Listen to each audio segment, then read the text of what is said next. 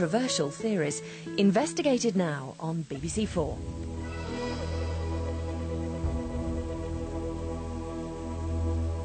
The most celebrated human being in history was a first-century Jewish revolutionary called Jesus. To his followers, he was the Son of God, with miraculous powers to walk on water, heal the sick, and even bring people back from the dead. According to them, he gave his life to save mankind. He was crucified and died. But on the third day, he rose from the dead and ascended into heaven. But throughout history, people have responded differently to this story. There have been those so inspired by the crucifixion that they wanted to share the experience. There have also been those who denied the resurrection and have themselves been executed for their beliefs. There have been heresies that suggest that Jesus was rescued from crucifixion and escaped to lead a secret life in southern France. And there have even been people convinced that Jesus survived and traveled to the mountain kingdoms of Kashmir, where he died at the age of 80. To try and solve this 2,000-year-old mystery, some of the most devout Christians and most expert scholars will suggest new ways of reading the Gospels and ask the question, did Jesus die on the cross?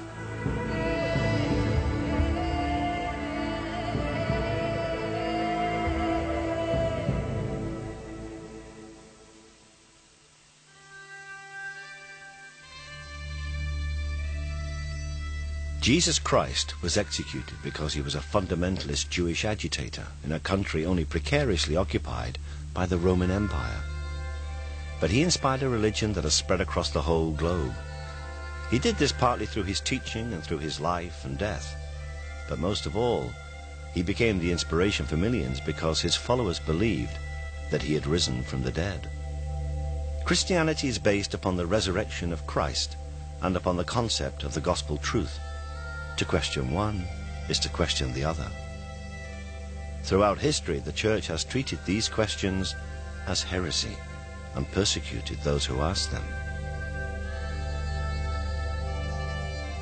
But 2,000 years after the events, many modern scholars and theologians, and even some who are training for the priesthood, now seem to doubt the historical accuracy of the Gospels, and even the literal truth of the idea that Jesus rose from the dead. Recently, I was teaching a graduate class, and 4 of the members of the graduate seminar are studying to be priests and ministers. And I asked them, do you believe this about the resurrection? And one of them, startled, said, well, no, but that's a secret.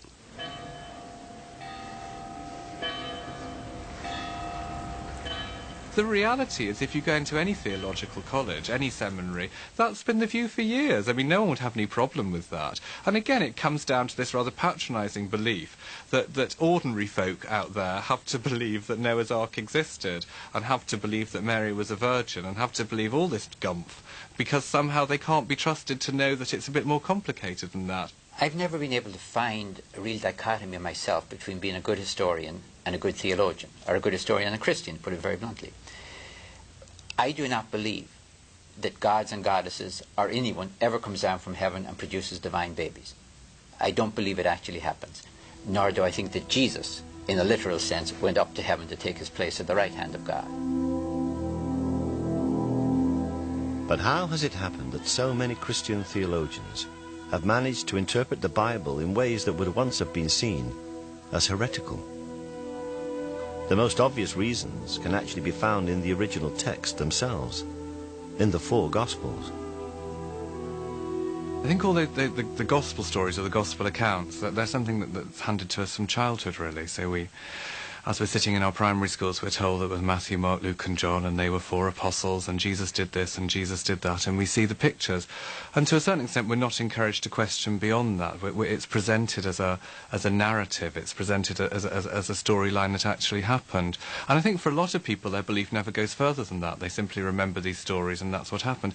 And I think the problem is, for individuals, when you start moving beyond that and try to work out what exactly the Gospels are. Almost all we currently think we know about Jesus comes from the four Gospels: Matthew, Mark, Luke and John.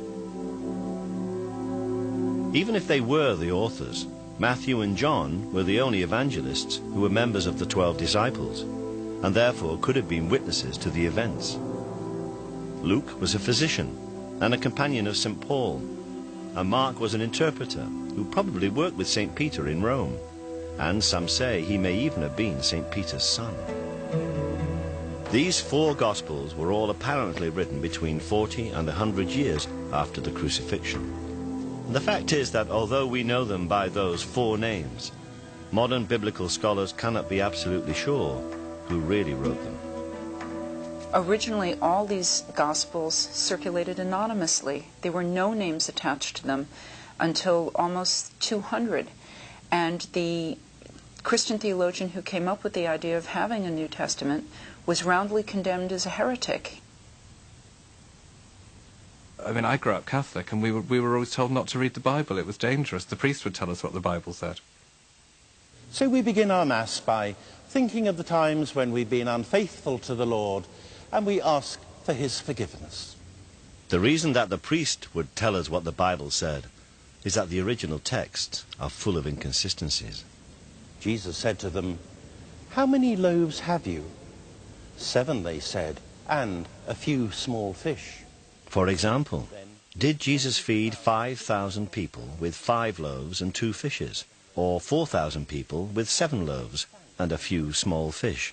Or did he, as is recorded in the Gospel of Matthew, do both of those things? They all ate as much as they wanted. And they So historically,